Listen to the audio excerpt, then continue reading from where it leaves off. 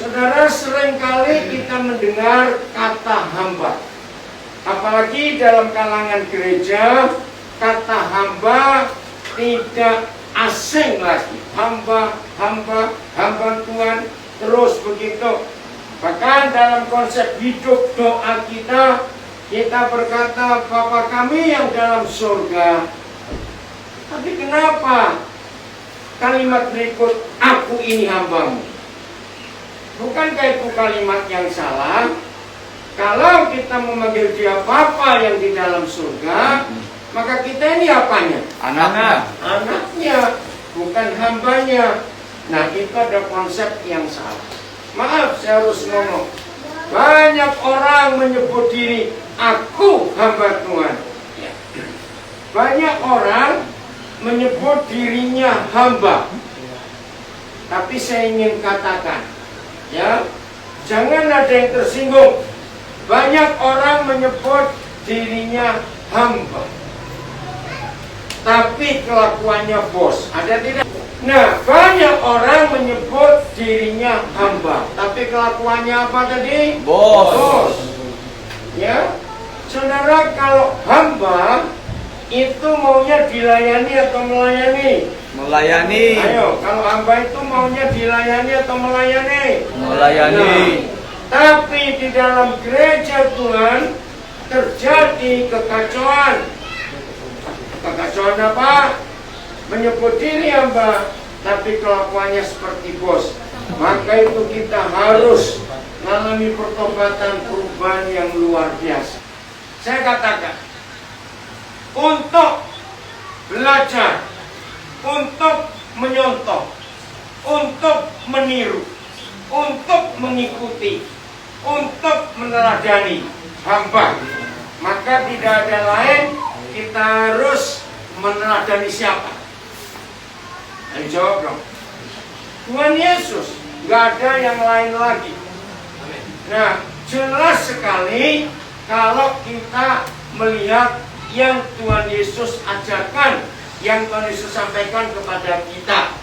Nah, ayo kita lihat ayat yang pertama. 1 Petrus 2 ayat 21. 1 Petrus 2 ayat yang ke-21. Ya, kita baca ayat ini. 1 Petrus 2 ayat yang ke-21. Sudah dapat semua? Begini firman Tuhan.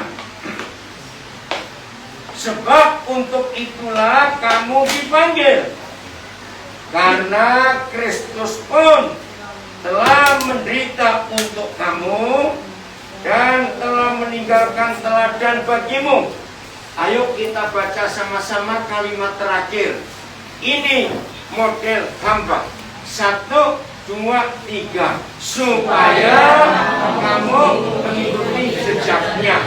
Nah, mari kita ganti dengan orang pertama. Supaya sayang, gitu ya. Ulangi semua. Yang ikuti di rumah juga baca. 1, 2, 3. Supaya saya mengikuti jejaknya.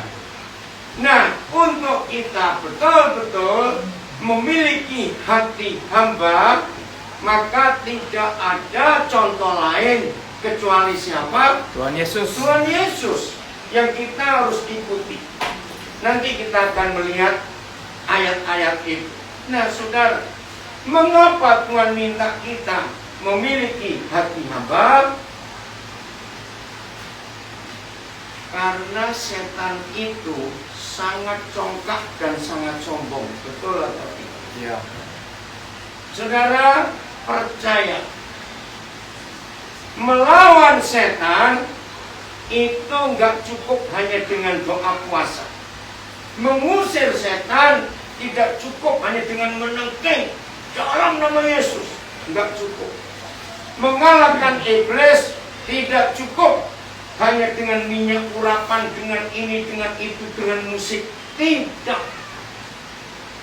Ternyata kita menemukan dalam Alkitab ada satu cara yang membuat iblis tidak akan bisa berkutik dan gak akan bisa buat apa-apa. Kalau setan tahu bahwa kita itu orang yang rendah hati. Salah satu cara termudah untuk mengalahkan iblis ternyata cukup dengan rendah hati. Saya dulu nggak percaya. Masa setan itu nggak bisa bertahan?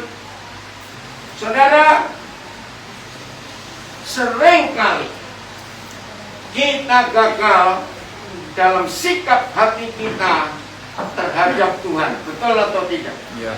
Seringkali kita gagal. Nah, kegagalan utama sikap ini, rendah hati itu. Mari dengan serius kita mulai melihat kebenaran ini. Saya lanjutkan lagi. Saudara, itu sebabnya iblis selalu menggelitik hati kita. Iblis selalu mempengaruhi hati kita untuk angkuh, untuk congkak, untuk sombong. Gampang atau tidak manusia dipengaruhi untuk sombong, untuk congkak? Gampang. Gampang sekali. Nah, kenapa iblis begitu mudah mempengaruhi kita untuk congkak, untuk sombong? Karena iblis tahu. Kita baca ayat yang kedua, Yakobus pasal yang keempat. Yakobus pasal yang keempat, ayat yang Tuhan menentang orang yang congkak. Ayat yang ayat yang berapa? 6. Terima kasih. Yang ayat yang ke-6. Yakobus 4 ayat 6. Jadi memiliki hati hamba itu dampaknya, pengaruhnya luar biasa, saudara. Ya, saya akan baca Yakobus 4 ayat 6. Tetapi kasih karunia yang dianugerahkannya kepada kita lebih besar daripada itu. Karena itu ia katakan, wih, ini ngeri sekali. Tuhan ngapain? Katakan. Menentang orang yang congkak, tetapi mengasihani orang yang rendah hati. Amin. Saudara, tidak akan kita temukan di seluruh Alkitab yang memberitahu kita. Ibu, depan sini ada. Ya, dalam sana sebelah kanan sana. Tidak ada ayat lain dalam seluruh Alkitab yang memberitahu kita siapa yang ditentang oleh Tuhan. Adalah Orang sombong. orang sombong, orang congkak. Karena bukan hanya nggak disukai Tuhan, tapi diapakan? Ditentang. Ditentang. Wih, ini nggak main-main. Beda nggak antara disukai dan ditentang? Nggak disukai dan ditentang. Beda tidak? Beda. Artinya lebih daripada dilawan. Luar biasa firman ini. Nah, karena iblis tahu ayat ini, maka iblis berusaha untuk mendapatkan sebanyak-banyaknya orang, apalagi yang menyebut diri hamba-hamba Tuhan. Iblis berjuang keras supaya banyak di antara kita yang ditentang oleh Tuhan. Saya tanya balik, bagaimana cara iblis membuat kita bisa ditentang oleh Tuhan? Balik saja. Jadi sombong. Kalau kita dikritik, dirangsang, dipanas-panasi untuk sombong, untuk congkak. Saudara, izinkan saya mengatakan kalimat ini. Kalau ada orang yang ditentang oleh Tuhan, orang itu bisa dekat dengan Tuhan tidak? Tidak. Sama sekali. Berarti jadi musuh. Nah, ini alasan utama iblis untuk membuat kita tidak punya hati hamba. supaya kita menjadi musuh Tuhan. Menakutkan sekali. Lagi sekali saya tanya, setelah kita baca sampai ayat Yakobus 4 ayat 6 ini, kira-kira banyak atau sedikit orang-orang yang ditentang oleh Tuhan dalam gereja loh. Kita nggak bicara di luar kita. Banyak atau sedikit? Banyak. Karena manusia itu jauh lebih mudah untuk sombong daripada untuk rendah hati. Betul ya? Betul. Nah, tujuannya lagi supaya dunia ini memiliki contoh, memiliki figur, memiliki contoh hidup siapa Yesus. Maka itu Tuhan minta kita untuk rendah hati di hadapan Dia, nggak minta yang lain-lain. Nah, suatu kali saudara, saya lupa tahun berapa, ketika Roh Kudus mewahyukan saya ayat ini, tiba-tiba Roh Kudus bicara kepada saya pakai logika anak-anak. Sederhana sekali. Lagi saya merenung Yakobus 4 ayat 6. Tiba-tiba klik masuk ke pikiran saya tertawa. Begini suara itu muncul. Ternyata setan itu nggak bisa jongkok. Nah, lucu nggak kalimat? Kenapa setan nggak bisa jongkok? Ingat kejatuhan Lucifer karena apa? Sombongan. Nah, sejak hari itu sampai nanti mereka dibelenggu, ternyata setan itu nggak bisa jongkok. Karena mereka maunya tinggi terus. Nah, logikanya kalau kita bisa sejajar dengan tanah, itu artinya apa? Merendahkan hati kita. Kalau setan melihat saudara dan saya bisa sejajar dengan tanah, percayalah, karena setan nggak bisa jongkok, setan nggak bisa meraih kita. Nggak ada yang namanya. Amin. Betul? Iya. Nggak bisa. Nah, seperti maaf jangan tersinggung. Seperti orang kena rematik punggungnya, bisa jongkok nggak? Bisa. Maaf. Saudara, begitu gampangnya kita mengalahkan iblis. Dengan cara apa? Rendah hati. Merendahkan hati kita, punya hati hamba. Ini yang Tuhan cari di antara kita. Siapa masih ingat kata kunci yang membuat Maria itu terpilih, ya, menjadi gadis yang paling mulia di antara semua gadis di dunia, sehingga Tuhan mau jadi manusia lewat rahimnya. Kata kuncinya, coba buka Lukas 1:38. Ini luar biasa. Maka itu memiliki hati hamba, itu luar biasa dampaknya. Lukas 1:38. Kita baca sama-sama. 1, 2, 3. Kata Maria, sesungguhnya aku ini adalah hamba Tuhan, jadilah padaku menurut perkataanmu itu. Lalu malaikat itu meninggalkan dia. Apa kata kuncinya? Hamba. Wih, saudara, luar biasa.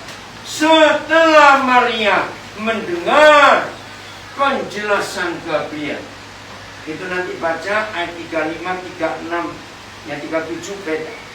Ayat 35, 36. Kan Maria tanya, bagaimana aku bisa hamil? Aku belum menikah. Lalu Gabriel menjelaskan, begini-begini, kuasa yang maha tinggi akan kamu. Oke. Begitu Maria mendengar,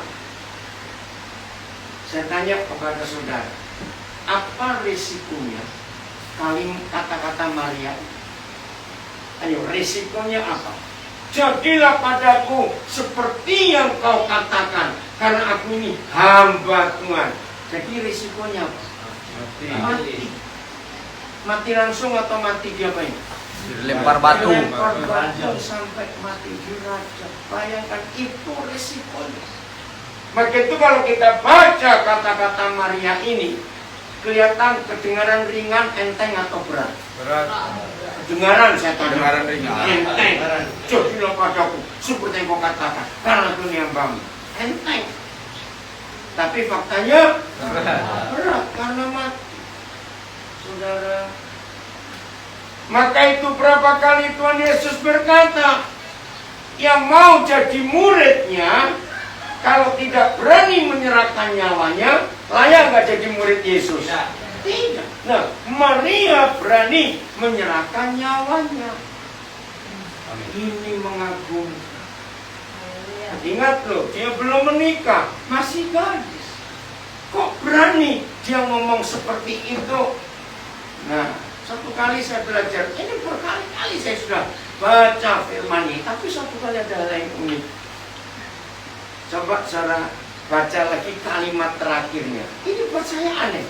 Lalu, ayo baca kalimat terakhir. Lalu, malaikat itu meninggalkan. Nah, tiba-tiba Roh Kudus tanya, Daniel, kamu renungkan. Sebetulnya penting nggak firman itu? Lalu malaikat itu meninggalkan Maria. Penting tidak? Penting. Tidak. Loh, ini kok suasana saya tiba-tiba pergi dong, masa di situ terus? Loh, betul atau tidak? Iya. Ngapain ditulis? Nah ini loh, salah satu cara belajar firman Tuhan. Jangan anggap enteng. Tuhan Yesus pernah berkata di Matius 5:18, langit bumi segede ini bisa lenyap, tapi Firman tetap satu titik saja dari firman ini tidak akan lenyap sebelum digenapi. Sejak hari itu, saudara, saya belajar betul memperhatikan firman. Jangan dianggap aneh, jangan dianggap enteng. Maka itu kalau saudara sering dengar saya mengajar, sampai titik koma, tanda baca, tanda seru, saya perhatikan pasti ada kuasa di dalamnya. Amen. Karena satu titik saja. Luar biasa. Saudara, lalu apa maksudnya? Ditulis. Lalu malaikat itu meninggalkan Maria. Selama merenung, ya kenapa? Kenapa? Gak ketemu jawabannya. Terus Tuhan menanyakan, saya baru mengerti. Saya tanya jujur, Maria tetap manusia atau bukan? Bisa nggak dia berubah pikiran? Bisa. Kapan dia bisa berubah pikiran? Segera. Kapan saja. Segera. Segera ya. Kenapa? Ayo, apa kira-kira menyebabkan mereka berubah pikiran apa kira-kira? Pas tahu risiko. Tahu risikonya. Bukan, malaikat itu belum pergi, oke. Baru bisa berubah pikiran. Nah, ternyata begini arti firman itu. Malaikat itu mikir, kalau aku Maria, belum tentu aku siap. Ya betul tidak? Nah, maka itu sebelum Maria berubah pikiran, aku pergi. Tugas selesai. Itu dia rahasia. Bye. Ini serius. Sebelum dia berubah pikiran, aku pergi dulu. Saya tertawa. Waktu Roh Kudus menjelaskan itu. Benar juga memang. Saudara, itulah arti firman. Saya masih ingat saudara tahun 74, ya, lama sekali. Waktu itu saya mau persiapan khotbah Natal dan ayat itu. Tiba-tiba Tuhan bilang begini, Daniel, coba kamu jujur. Nah, sekarang saya minta yang ikuti lewat Zoom, Facebook, Instagram, termasuk kita yang di Desa Wanaraya ini ya, sekarang jujur jawab. Saya nggak tahu, tapi saya tahu. Daniel, kalau kamu Maria, aku tahu kamu itu taat. Kira-kira kamu minta syarat apa? Wih, saya baru mikir juga ya, syarat apa ya? Akhirnya saya ketemu 2 syarat. Saya tahu, saya mau hamil sebelum nikah. Oke. Syarat pertama, tolong beritahu Yusuf dong, supaya saya nggak ditinggal. Maaf ya, saya pakai bahasa sehari-hari. Segoblok-gobloknya cowok goblok. Kalau dia meluk enggak, cium enggak, terus pacarnya hamil, mikir enggak? Mikir dong. Jawab, mikir tidak. Betul toh? Iya. Ngerti nggak kalimat segoblok-gobloknya cowok goblok? Kan goblok beneran nih. Kenapa? Konslet di mana? Tapi kan dia pikir, aku nggak ngapa-ngapain dia. Ngerti nggak istilah ini, saudara? Iya dong. Nah, sekarang kalau Maria jelaskan, Sob, aku nggak begitu loh, Sob, aku nggak tahu loh, Sob, tiba-tiba mereka datang loh, Sob. Ayo, segoblok-gobloknya goblok percaya perkataan pacarnya. Ayo jawab cepat. Tidak. Sulit. Saudara, maka itu syarat pertama saya gini, tolong Tuhan, saya siap hamil, tapi beritahu Yusuf loh, bahwa aku tuh nggak ngapa-ngapain. Masuk akal nggak? Nah, telepon lagi. Oke, yang kedua, ini syarat saya. Maka itu saya ingin saat ini saudara semua jadilah Maria dan ajukan syarat kepada Tuhan. Saudara punya hati hamba. Amin. Oh, jangan namain dulu syaratnya dulu. Nah, oke, dengerin. Syarat kedua saya gini. Tuhan, saya siap hamil. Saya siap hamil, Tuhan. Tapi boleh nggak perut saya nggak kelihatan besar? Loh, Iya. saya Aja. jangan punya orang. Ngerti nggak? Maka itu coba masing-masing saudara jadi Maria. Kira-kira saudara ngajukan syarat apa? Ini saudara, Maria pakai syarat nggak? Tidak. Nah, itu hati hamba. Amin. Tidak punya syarat. Maka itu kalau saudara mau melakukan kehendak Tuhan, jangan berkata, ya Tuhan aku siap. Tapi Ini aku utusannya. iya. Tahu arti kata tapi? Ada Ada syaratnya. syarat. Maria tidak. Maka itu ditulis dengan jelas, lalu kau biar cepat pergi sebelum Maria berubah pikiran. Karena berat loh hamil sebelum nikah di zaman itu. Telepon lagi. Maka itu saudara penting memiliki hati hamba itu. Lanjut. 1 Korintus 11 ayat 1. Nah, ini tujuannya nanti. Kalau semua murid-murid Tuhan Yesus, semua kita, apalagi yang menamakan diri hamba Tuhan, hamba Tuhan, hamba Tuhan, ayo kita melihat konsep ini. 1 Korintus 11 ayat 1. Mari kita baca sama-sama. 1, 2, 3. Jadilah pengikutku. Aku juga menjadi pengikut Kristus. Iya. Saya baca terjemahan lain. Jadilah orang-orang yang menuruti teladanku seperti aku juga terhadap Kristus. Terus, ikutilah teladan saya seperti saya pun mengikuti teladan Kristus. Semuanya sama. Nah, begini arti ayat ini. Saudara, Tuhan Yesus yang sudah tidak ada di dunia lagi.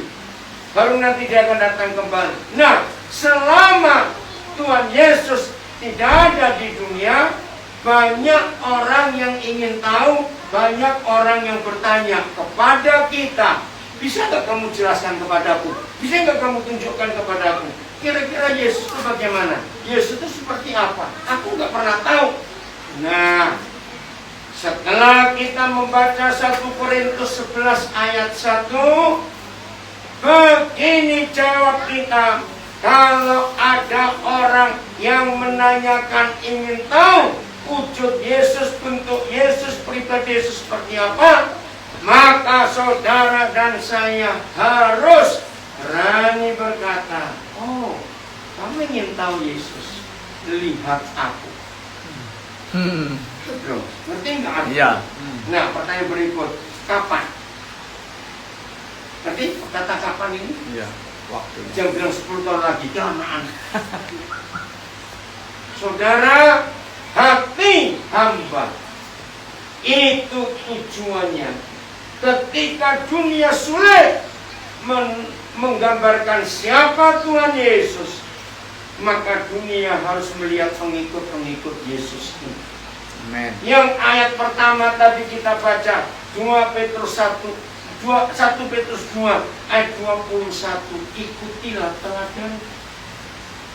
Maka kalau saudara dan saya bisa hidup seperti Tuhan Yesus, maka dunia nggak perlu cari-cari Yesusnya di mana. Berarti Yesusnya ada di Diri kita. diri kita. Ikuti teladanku. Ini luar biasa. Yohanes pasal 1 ayat yang keempat. Yohanes 1 ayat yang keempat. Bentar. Oh, saya salah. Ayat 2-an, ayat 2. Maaf ya. Yohanes 1 ayat 2. Oh, ini ada komentar dari Pak Pendeta Yefta Lesnusa. Indonesia saat ini perlu figur Yesus.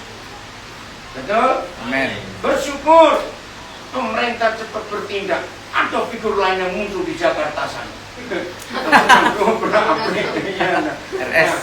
Terima kasih Pak Pendeta Yefta Lesnusa untuk itu. Lihat ayat 2 Yohanes 1. Ia ini siapa? Yesus adalah firman. Betul? Yesus bagaimana? Firman bagaimana? Bersama-sama dengan Yahweh. Oh, jangan lupa bacanya. Pada mulanya. Pada mulanya. Ini penting. Kenapa? Yesus atau firman itu pada mulanya bersama-sama dengan Tuhan. Terjemahan ayat ini. Firman itu telah bersama-sama dengan Tuhan sejak semula. Nah, saya mau terangkan.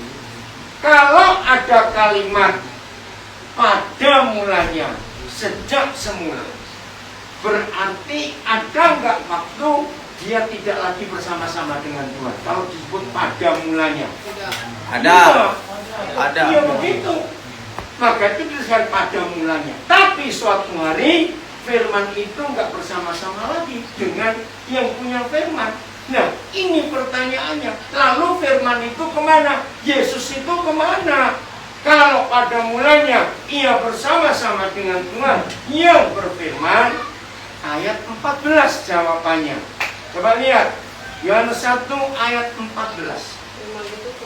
Nah, firman itu bagaimana? Telah menjadi manusia dan wow, ini yang luar biasa. Firman itu telah menjadi manusia dan diam di antara kita. Berarti betul-betul firman itu terpisah nggak dari Tuhan? Loh, Iya. pada mulanya ia bersama-sama. Tapi suatu hari firman itu jadi manusia dan tinggal di dunia di antara kita. Betul? Nah, sekarang ayat ini yang pertama artinya betul-betul waktu Natal Tuhan menjadi manusia. Betul? Lahir sebagai manusia. Tapi setelah dia naik ke surga, kembali bersama-sama dengan Tuhan. Pertanyaannya, kita tetap manusia atau bukan? Tetap. Loh, saya tanya kok, kita tetap manusia atau bukan? Nah, berarti firman itu ada di mana? Di diri kita. Di diri kita. Firman itu telah menjadi manusia. Firman itu diam di antara kita. Jadi firman bisa ke pasar nggak? Bisa. Firman ada di kereta api, Pak. Apa ini Pak? Dari Lubuk Linggau ke Palembang namanya? Kereta apa? Sinar Serelo. Serelo. Serelo. Terus apa lagi? Ada 2 kereta toh, kereta api. Lubuk Linggau, Palembang. Apa satu lagi? Sindang. Sindang Malang. Nah, bisa nggak firman itu ada di kereta api? Bisa. Firman ada di terminal. Firman ada di pertokoan. Bisa. Firman naik angkot. Loh, saya tanya kok. Bisa. Siapa itu? Kita. Kita. Karena dia ingin menjadi seperti kita. Ini konsep hati hamba. Katakan amin. Yang menyontoh dan meniru hidup Tuhan Yesus. Ini sekarang ini seru sekali. Firman itu diam di antara kita. Jadi di antara tetangga-tetangga kita yang belum percaya Tuhan Yesus, firman itu harus nyata. Nah, pribadi yang sama yang menulis Injil Yohanes, berapa waktu kemudian dia menulis di surat Yohanes. Mari kita buka 1 Yohanes 1 ayat 1. Wah, ini seru sekali. Maka itu mulai hari ini, mari semua kita, khususnya hamba-hamba Tuhan, apalagi saudara pelayanan di desa-desa yang mayoritas bukan kita, tapi mereka. Oh, kebenaran ini harus jadi contoh yang jelas untuk mereka. Amin. Ada 4 hal yang kita akan temukan di 1 Yohanes 1 ayat 1. Begini, apa yang telah ada sejak semula. Siapa itu ada sejak semula? Firman, yaitu Yesus. Sejak kapan semulanya? Ingat, firman itu menciptakan segala sesuatu, tidak? Bukan. Iya. Maka firman sudah ada sejak kitab Kejadian. Nah, apa yang telah ada sejak semula? 1, yang telah kami apa? Dengar. Ya, berarti lewat telinga. 2, yang telah kami lihat dengan mata kami, berarti pakai mata. Firman bisa didengar, itu wajar, karena memang kita harus mendengar firman. Tapi saya mulai mikir hal yang kedua, firman bisa dilihat dengan mata. Jangan bilang Alkitab, enggak, bukan itu. Nah, ini mulai mikir. Tuhan Yesus sudah naik ke surga kok. Nah, siapa yang bisa dilihat sebagai firman? Ini jawabannya, yaitu kita. Masih lumayan. Yang ketiga, yang telah kami saksikan, artinya yang telah kami buktikan. Ini mulai berat. Telah kami saksikan, ya, bukan cuma telah kami lihat. Saudara, inilah kerinduan Tuhan atas hidup kita sebagai hamba-hamba Tuhan, pelayan firman, pelayan manusia, pelayan jemaat, murid-murid Tuhan Yesus. Ternyata Tuhan ingin semua orang yang tahu kita dan kenal kita. Beda nggak tahu dengan kenal? Beda. Tetangga-tetangga tahu kita, belum tentu mereka kenal kita. Nah, orang-orang yang ada di sekitar kita, yang tahu kita, yang kenal kita, maka mereka harus mengalami 4 hal ini. 1, mereka bisa mendengar firman lewat Kita. 2, mereka bisa melihat firman dalam hidup kita. Yang ketiga, mereka bisa membuktikan firman itu memang ada lewat lewat siapa? Kita. Yang keempat ini saya syok. Dan yang baca, telah kami raba dengan tangan kami tentang firman hidup. wih, saya kaget. Saudara perhatikan. Yang telah kami raba dengan tangan kami tentang siapa? Firman itu. Firman yang baca lengkap. Firman yang hidup. Nah, jangan lupa firman yang hidup. Nggak asal firman. Setiap ibadah ada firman. Tapi firman yang hidup itu beda. Betul nggak saya katakan itu? Ya. Maka itu 100%. Tolong sampaikan ke teman-teman kita, hamba-hamba Tuhan. Maaf, ada atau tidak hamba-hamba Tuhan mengeluh tentang kelakuan anaknya? Ada atau tidak? Banyak. Tidak sedikit anak hamba Tuhan memalukan bapaknya. Saudara, saya menyelidiki, ternyata penyebab terbesar, Papa-papa, mama-mama pendeta, dengar, saya mewakili anak-anak hamba Tuhan yang kecewa dengan papa mamanya sendiri. Saya mewakili mereka. Ternyata penyebab terbesar anak-anak kita kecewa dengan kita itu karena kita khotbah tapi di rumah tidak kita lakukan. Anak-anak kecewa. Betul atau tidak konsep itu? Maka itu orang yang serumah dengan kita, termasuk anak-anak kita, harus bisa lebih dulu mengalami 4 hal ini. Yang serumah dengan kita harus bisa mendengar firman. Yang kedua bisa melihat firman. Yang ketiga bisa membuktikan firman itu. Nah, yang keempat ini, mereka bisa meraba firman dengan tangan mereka, yaitu firman yang hidup. Wih saudara, waktu pertama kali Roh Kudus mewahyukan ini langsung saya lemes. Lemesnya kenapa? Wih, kalau ini bisa terjadi, dunia nggak perlu khotbah, nggak perlu ibadah gereja, akan percaya Yesus. Karena dunia melihat Yesus ada di mana. Amin. Amin. Amin. Amin. Ini loh yang Tuhan cari. Luar biasa.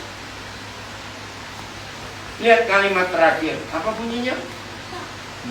Ayo kalimatnya. Nah, itu yang kami tuliskan kepadamu. Firman itu, maaf, ada pepatah dalam bahasa Jawa. Ojo koyo gajah di belangkoni, bahasa Jawa. Gajah tahu ya? Iya. Belangkon, Pak. Kembali suka pakai belangkon. Itu artinya iso khotbah ora iso nglakoni. Artinya bisa khotbah tapi nggak bisa menjalani. Itu istilah Jawa. Ojo koyo gajah di belangkoni. Iya. Nah, saudara, dunia membutuhkan ini. Maka itu saya katakan lagi. Berarti buat dunia jauh lebih perlu kebaktian ibadah minggu atau jauh lebih penting Yesus yang hidup di antara mereka. Yesus yang hidup daripada kebaktian. Itu yang mereka cari. Lewat siapa Yesus hidup di antara mereka? Diri kita. Oh, ini nggak main-main dalam hidup ini, saudara. Maka itu tema kita hari ini, memiliki hati hamba. Itu artinya memiliki hati Yesus. Nggak apa-apa ibu, biarin anak-anak ramai. Dulu kita juga begitu, cuma lupa. Betul tidak? Payung aku dulu kayak gitu nggak kita waktu masih kecil. Biasanya cuma lupa gitu aja. Jadi kalau sekarang mereka ribut, nggak usah marah. Dulu kita juga begitu kok. Oke, saya lanjutnya. Nah, bagaimana kehambaan Tuhan Yesus itu? Ngerti ya kalimat ini? Bagaimana bentuk kehambaan Tuhan Yesus?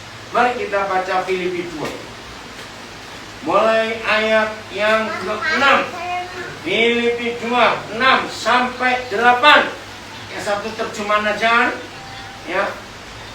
Filipi 2 ayat 6 sampai 8. Mari kita hitung berapa tingkat.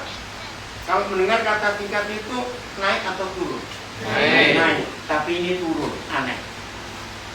Kita akan menghitung berapa tingkat turun ke bawah hidup Tuhan Yesus. Dan inilah hati hamba itu. Ayat 6. 1. Yang walaupun dalam rupa Tuhan tidak menganggap kesetaraan dengan Tuhan itu sebagai apa? Milik yang harus dipertahankan. Nomor 1. Tingkat pertama turun ke bawah. Betul nggak? Dia itu adalah Tuhan sendiri. Betul. Tapi dia tidak mempertahankan. Ada kata itu ya? Tidak menganggap kesetaraan dengan Tuhan adalah milik dan sebagai milik yang harus dipertahankan. Ini luar biasa. Maka itu dosa terbesar bukan berzina, bukan membunuh. Dosa terbesar itu sombong. Betul atau tidak? Karena itu yang ditentang oleh Tuhan. Maaf. Nah, kenapa orang itu sombong? Karena terlalu sadar status sosial. Ya, betul tidak? Orang yang terlalu sadar status sosialnya, sombongnya. Baru anak camat saja. Nanti kalimat itu. Nah, Tuhan Yesus yang setara dengan Tuhan pencipta alam semesta, dia nggak mempertahankan. Direbut oleh Yudas, dicopot oleh imam besar Kayafas, diadili oleh Pilatus, habis. Turun, dia. Maka itu masih ingat gak bahwa kita sering doa, "Ku mau sepertimu Yesus." Betul? Iya. Kenapa pray? Ketika doa itu dijawab, kita berontak. Ya atau tidak? Ya. Kapan berontak? Bayangkan ini hamba Tuhan lagi jalan, nggak tahu kita pakai pakaian apa. Ternyata dipanggil Pak Parkir. Ngerti nggak ilustrasi ini? Marah. Wah, hamba Tuhan ini, hei, tunggu parkir. Kenal saya. Pendeta. Ngerti nggak ilustrasi itu? Belum apa-apa. Ini kenapa Teh? Belum nggak apa-apa. Kenapa Dio? Kalau saya jadi tukang parkirnya, saya bilang bodo amat. Ini yang kecil. Maaf ya, saya punya contoh supaya saudara jangan bodoh lagi. Saya tanya begini. Kalau ada orang, ya, tahu-tahu lewat di depan seseorang, nggak usah bilang kita. Tahu orang itu ngomong, "Anjing kamu." Biasanya reaksinya apa? Marah. Nah, itu salah. Kalau ada orang lewat di depan kita bilang anjing kamu, langsung tanya, yang mana? Loh, betul Iya tidak? benar. Kita nggak merasa anjing. Nah, kalau saudara Manusia tersinggung, oh memang Anjing. Benar ya benar. Loh, betul tidak? Iya. Betapa bodohnya kita. Merasa anjing. Makanya itu marah. Oh, bukan anjing, dikatain kok marah. Betul, ngerti contoh ini? Iya. Hal-hal kecil dalam hidup kita. Apalagi menaduk Pak. Loh, sakitnya. Loh, nggak usah sakit yang bukan anjing kok ah. Di belakang Pak. Hah? Loh, banyak nggak yang salah? Maksudnya, ya, banyak nggak yang salah? Sering. Banyak. Bukan anjing kok marah. Itu loh. Kita sudah doa, aku mau sepertimu Yesus. Giliran dijawab. Yang dijawab, berontak. Nah, maka itu perhatikan. Ini tingkat pertama turun. Ayat berikut. Ayoan, ayat berikut ya. Ayat 7. Melainkan telah Mengosongkan dirinya sendiri. Turun tingkat kedua. Apa kata lain mengosongkan dirinya? Tidak ada isi. Iya, nggak ada isi. Apalagi menghampakan dirinya. Jadi nggak berarti sama sekali. Tidak ada nilai. Tidak ada nilai. Wih saudara, nggak apa-apa biarin. Kita diam sini anak nangis. Saudara ini loh yang Yesus alami, mengosongkan dirinya. Maka itu kalau ada di antara kita orang nggak kenal kita, lalu mereka cuek, kita nggak dihargai, jangan pusing. Betul? Ya. Tuhan Yesus mengalami semuanya itu. Ayo kita nolkan diri kita. Amin. Ya, dalam ilmu matematika, nol makin banyak, ternyata luar biasa. Iya. Kalau ada angka 1, Ya. siapa yang satu itu? Tuhan Tuhan. Yesus. Masa tuh, ayo hitung nolmu berapa? Baru Ya. 1, ya cuma 10. Wow, Felix. Berapa itu? Kalau miliar berapa? Miliar 9. Oh 9, berarti triliun dong ya. Nah, ya. Miliar triliun. Miliar itu 9 ya. Maka itu 0 makin banyak tidak apa-apa. Karena di depan kita tetap ada yang satu itu. Siap di 0 kan? Nah, masih apa-apa. Orang nggak anggap nggak apa-apa. Kosongkan diri kita. Ini tingkat yang ketiga. Padahal dia siapa? Tuhan. Tuhan. Lanjut. Jadi turun tingkat 3 ke bawah, dia mengambil rupa seorang hamba. Terjemahan yang betul, budak, bukan hamba. Pembantu. Hamba masih punya hak Oh, iya. gaji. Kalau budak sama Tidak sekali. ada ya. Itu Tuhan Yesus. Maka itu maaf hamba-hamba Tuhan yang menyebut diri hamba, jangan mikir kalau pelayanan persembahan lo dipikirin. Awas itu ya. Budak itu nggak punya hak terima gaji, nggak punya hak terima apa-apa. Turun tingkat 3, tingkat 4 dan menjadi sama dengan manusia. Wah, hancur, makin habis. Menjadi manusia dia adalah Tuhan. Di sini kata manusia artinya manusia berdosa. Betul nggak? Mana Iya. ada manusia nggak berdosa? Nah, yaitu Tuhan Yesus. Dari Tuhan menghampakan dirinya, turun tingkat kelima, dan dalam badan sebagai manusia ia telah, ayo baca ayat 8, Ia telah merendahkan dirinya. merendahkan dirinya. Habis lagi. Jadi rendah. Tingkat yang ke-6 dan Taat sampai mati. mati. Apa bedanya taat sampai goblok? Beda. Nah, apa bedanya taat sampai mati dan taat sampai goblok? Jangan tersinggung. Siapa bisa menolong saya? Peristiwa apa ada orang taat sampai goblok? Ayo. Masa sih enggak? Ingat pacaran. Betul enggak? Iya. Orang sedang jatuh cinta disuruh pacarnya luar. Nah, itu goblok. Taat sampai goblok. Jangan, kita harus taat sampai Mati. karena menuruti perintah Tuhan. Yang ke-7, turun bahkan Di kayu salib. saudara tahu nggak bedanya mati sakit, mati dibunuh, dan mati di kayu salib? Tahu nggak? Tahu. Apa itu mati di kayu salib? Mati siksa. Bukan cuma terhina, bukan cuma tersiksa, terhina. Bisa. Ditelanjangin. Betul, nggak ada lukisan Yesus yang sempurna. Waktu disalib, mana telanjang? Iya.